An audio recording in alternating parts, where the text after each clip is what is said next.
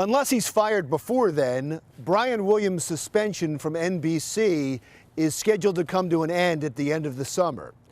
In the meantime, Williams is not allowed to talk to the media, but NBC is. This past weekend, both the Washington Post and the New York Times had stories about the Brian Williams investigation, quoting inside NBC sources. The newspapers reported that NBC has found at least 10 times when Brian Williams has embellished a story to make himself seem more heroic. The New York Times story focused on Brian Williams' live coverage of the Arab Spring in Egypt.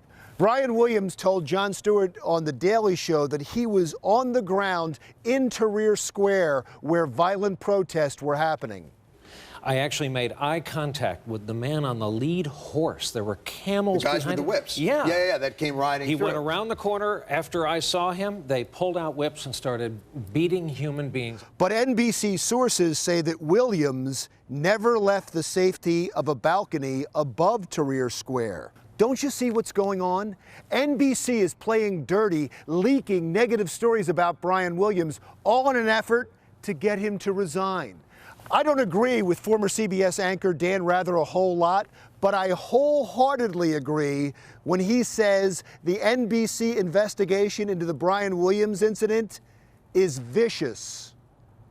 With these leaks to the Washington Post and New York Times, vicious really in their own way. Vicious? Yes, I think they were vicious. I mean, why dump this on him? He's not able to speak for himself. I think NBC is asking him to be quiet. Right. Wow. Did you understand that? I kind of get why Dan Rather isn't anchoring anymore. Let me translate that last part for you. After calling NBC vicious, Rather said, why dump this on him right now when he can't defend himself? But that's the plan. In those same newspaper reports, the source says NBC is going to decide over the next couple of weeks whether they fire Brian Williams. I think they've already decided, and now they're just trying to get out of that big contract.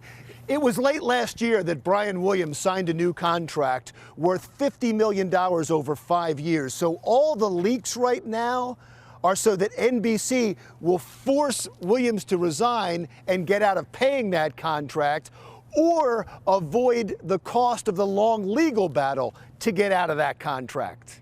But NBC is unfairly making its case right now in the court of public opinion. Look, I don't think for a moment that Brian Williams can return to the news desk, but it is despicable and hypocritical for NBC to try to embarrass him to save face and a few bucks. Let's forget for a moment that they've known for years about Brian Williams' lies. This is the network that doctored a 911 tape in the Trayvon Martin killing to make George Zimmerman seem more racist. This is the network that hooked explosives to GM pickup trucks to make them look more dangerous. This is the network that made egregious mistakes in the Boston Marathon bombing, in the Newtown Elementary School shooting, and in the Aurora movie theater shooting. And they have Al Sharpton on the air, who has the Tawana Brawley case, the biggest whopper of them all, on a long resume of lies. How does NBC have the moral authority to judge Brian Williams for his embellishments?